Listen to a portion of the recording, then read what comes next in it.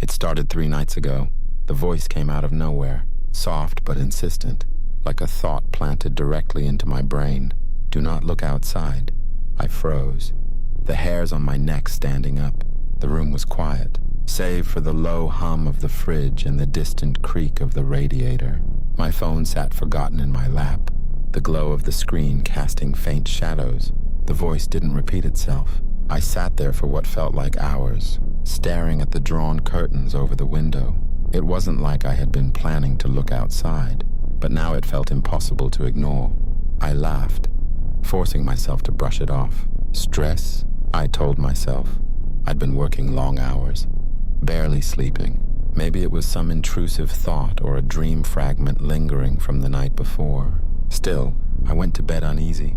The second night, the voice returned. Do not look outside. This time, it was sharper, more distinct. I was sitting on the couch again, scrolling through my phone, when the words landed in my mind. My hand froze mid-scroll, the familiar glow of the screen suddenly feeling too bright. I glanced at the window. The curtains were still closed, but the voice's presence made them feel like they weren't, like something on the other side could see me, even though I couldn't see it. And then I felt it, a pull. It wasn't physical, but it was tangible, like a magnetic force tugging at my chest, urging me to stand, to cross the room, to pull back the curtain. I gripped the armrest of the couch, forcing myself to stay put. Do not look outside. The voice was quieter now, like a whisper carried on the wind. My heart raced, my pulse pounding in my ears. Minutes felt like hours as I stared at the curtains, my muscles tensed like a coiled spring. Finally, the pull faded, leaving me drained and shivering. I didn't move from the couch until morning. By the third night, I couldn't resist. The pull started earlier this time, just as the sun dipped below the horizon. It was stronger now, more insistent, and the voice came again. Do not look outside. Please. The addition of the word please broke something in me. It wasn't just a warning anymore. It was a plea. I tried to fight it, but my body felt disconnected from my will, my legs moving on their own as I stood and walked to the window. My hand shook as I reached for the edge of the curtain. Don't. I whispered to myself. Don't do this. But I did. I pulled the curtain aside and looked. At first, I saw nothing, just the quiet street outside, illuminated by the weak glow of a flickering street lamp. Then I saw it. Someone was standing under the light. They weren't moving, just standing perfectly still, their face obscured by shadow. Their posture was strange, stiff, almost mannequin-like, and their head was tilted slightly, as though they were listening to something I couldn't hear. A chill ran through me, and I let the curtain fall back into place. I didn't sleep that night. The image of the figure lingered in my mind, replaying over and over like a broken record. I kept telling myself it was just some random person, a neighbor or a passerby, but the way they'd stood so still, it didn't feel right. The next day, I called Rachel.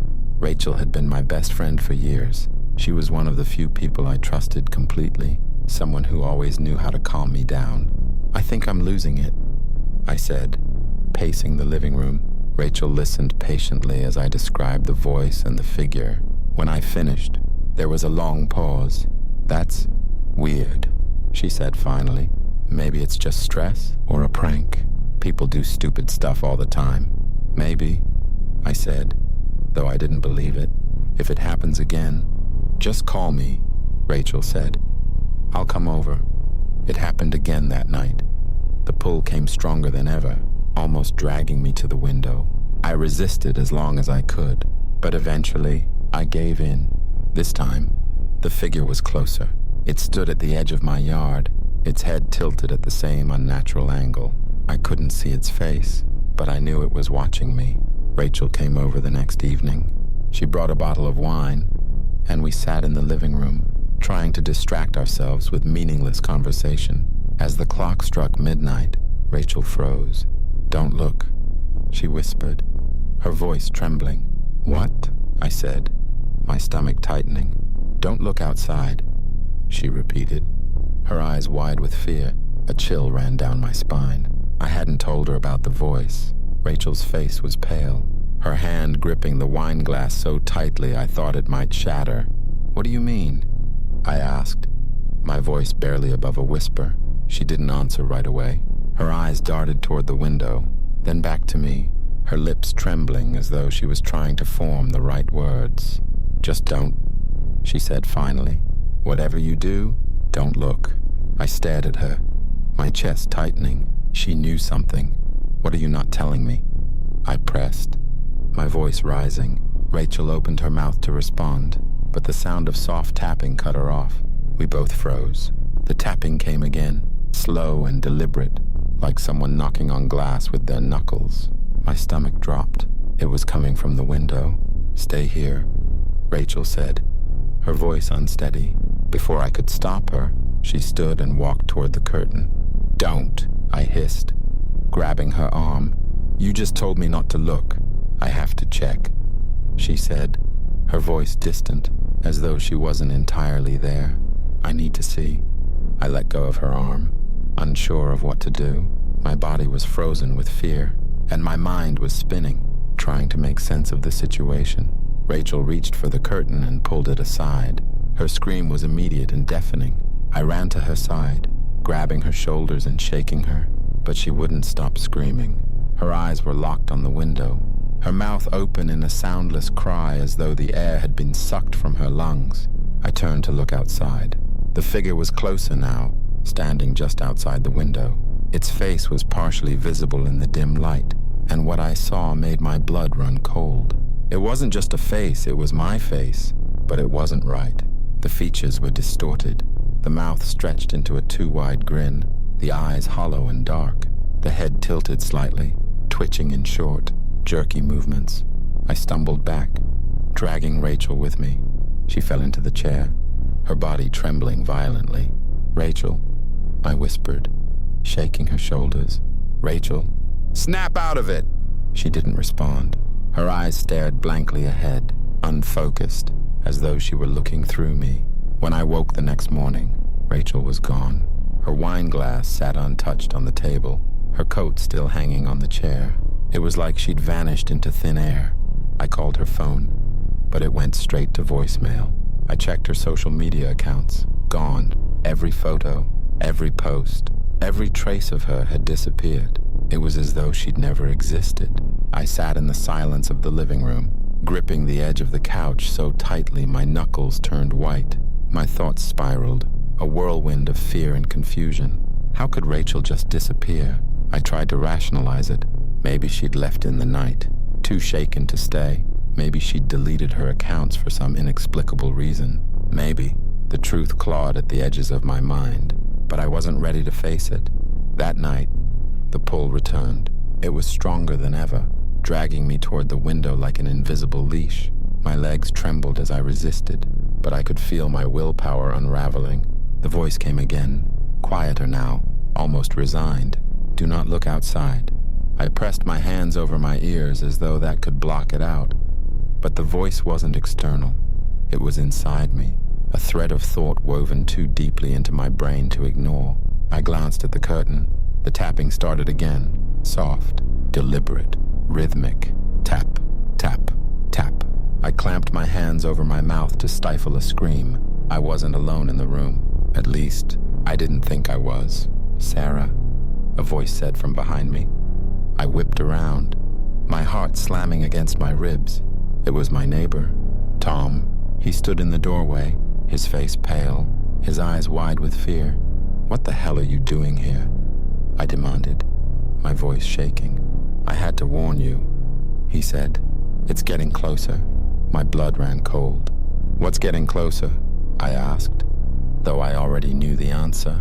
Tom's gaze shifted to the window.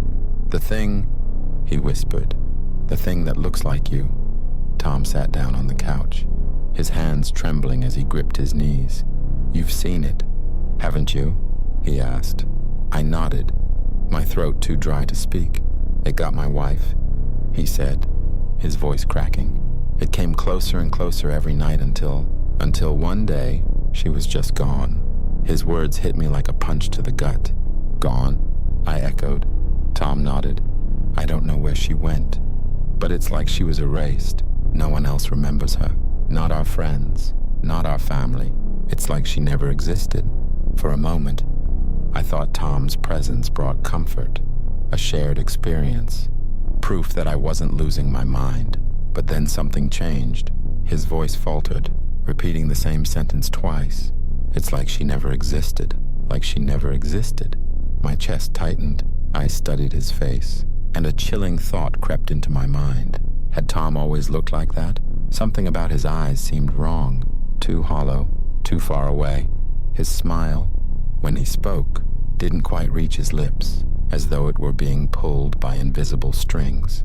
I blinked, and he was gone. The room was empty again.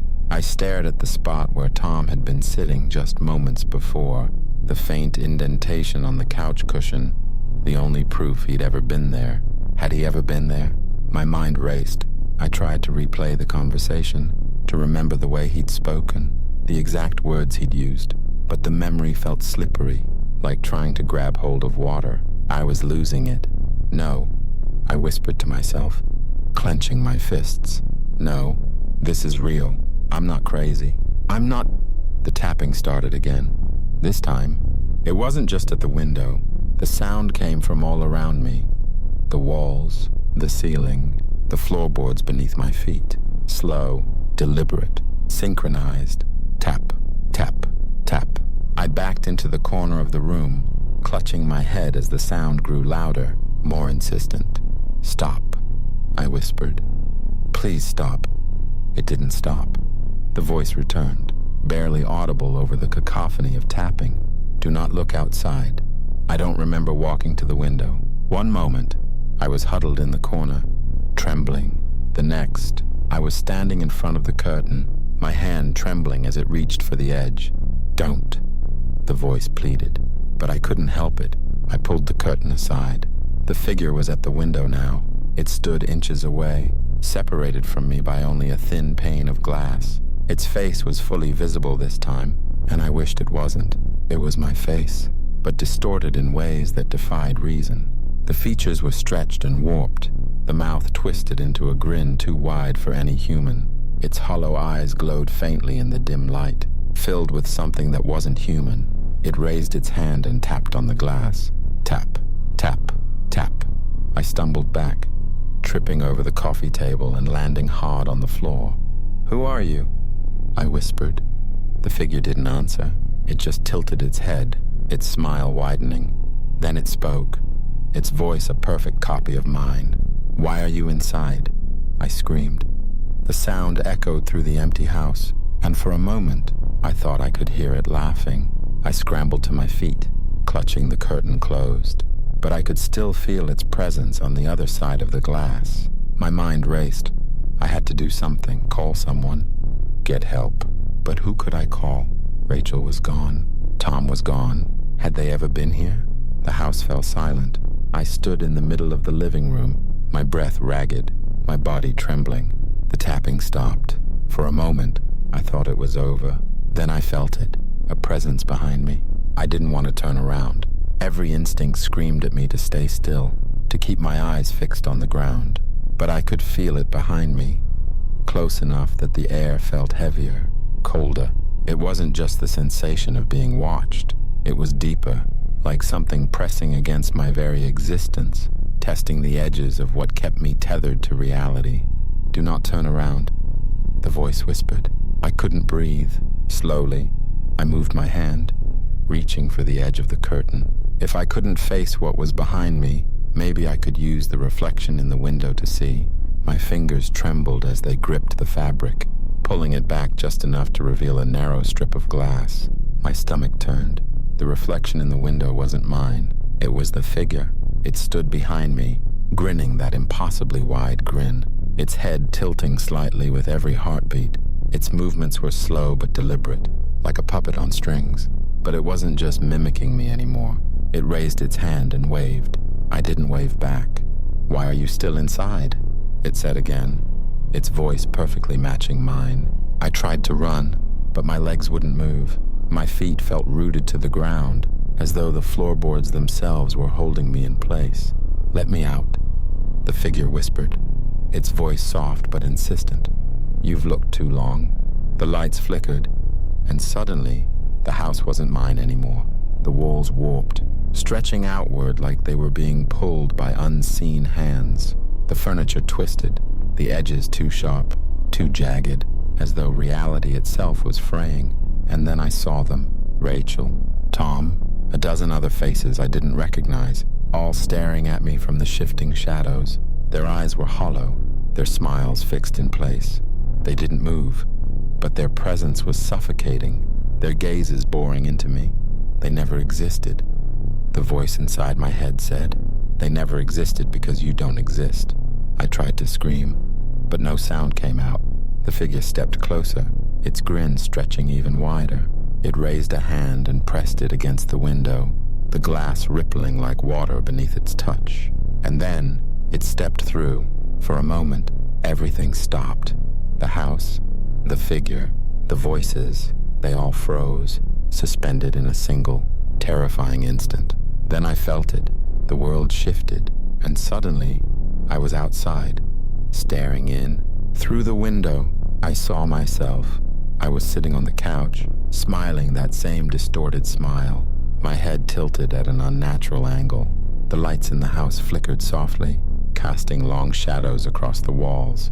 The figure inside raised a hand and waved at me, and then it closed the curtains. I stood there in the cold, staring at the closed curtains, my breath visible in the icy air. My mind screamed, but my body felt numb, like I'd been hollowed out and left behind. The house looked the same as it always had, a little worn, a little lonely, but now it wasn't mine anymore. I wasn't welcome inside.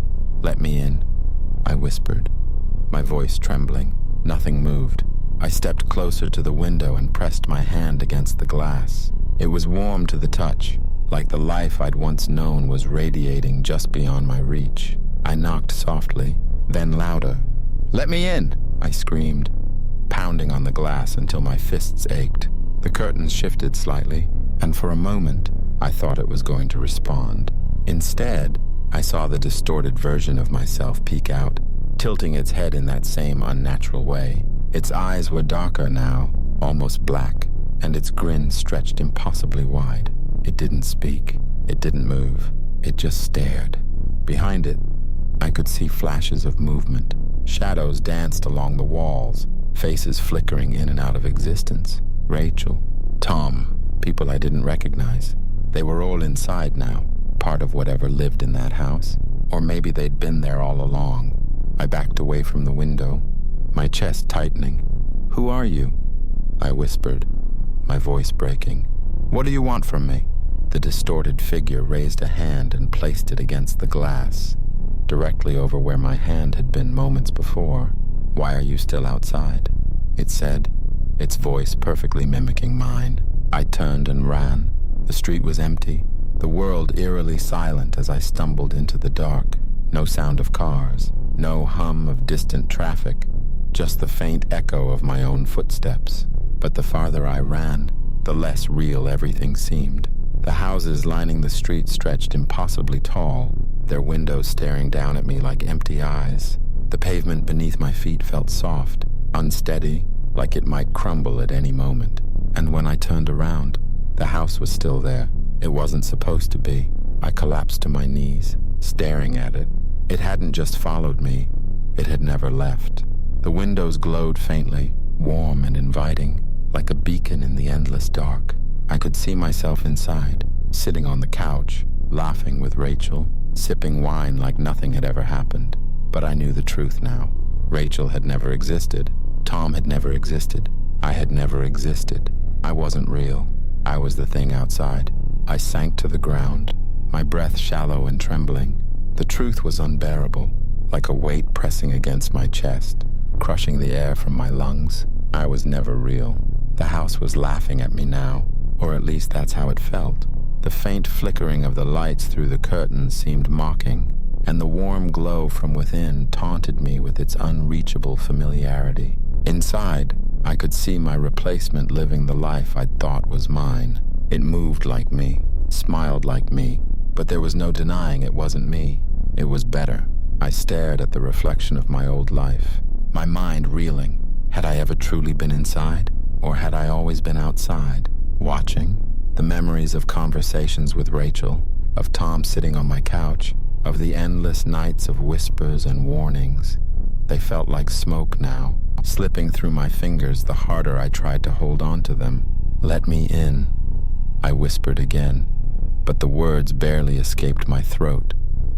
Inside, my replacement turned toward the window, tilting its head in that familiar, unnatural way. It stepped closer, its dark eyes meeting mine through the glass. "Why are you still outside?" it asked again, its voice perfectly matching mine. I couldn't answer. I backed away from the house, the cold biting at my skin. My limbs felt heavy, like they weren't mine anymore, and every step away from the house felt harder than the last. Behind me, the world blurred. The trees lining the street faded into black silhouettes, and the pavement beneath my feet dissolved into nothingness. There was no world outside the house. There never had been. I turned around, and the house loomed closer than before. The door creaked open. I froze. The warm glow spilled out onto the porch, beckoning me. Inside, I could see shadows moving, laughing, living. My replacement stood in the doorway, smiling that wide, fractured smile. "Come inside," it said, stepping aside to let me through. I wanted to. I wanted to so badly that it hurt. My body ached to walk through that door, to reclaim the warmth, the life, the illusion of existence. But I couldn't. I wasn't invited. The door slammed shut, and the house disappeared. I was alone. The streetlights flickered and died, leaving me in complete darkness. The air grew heavy, suffocating, pressing against my chest until I couldn't breathe. I screamed, but no sound came out. And then, I felt the pull again. The world shifted, and I was standing outside the window once more, staring at myself through the glass. Inside, the replacement smiled and waved, and this time, it didn't close the curtains.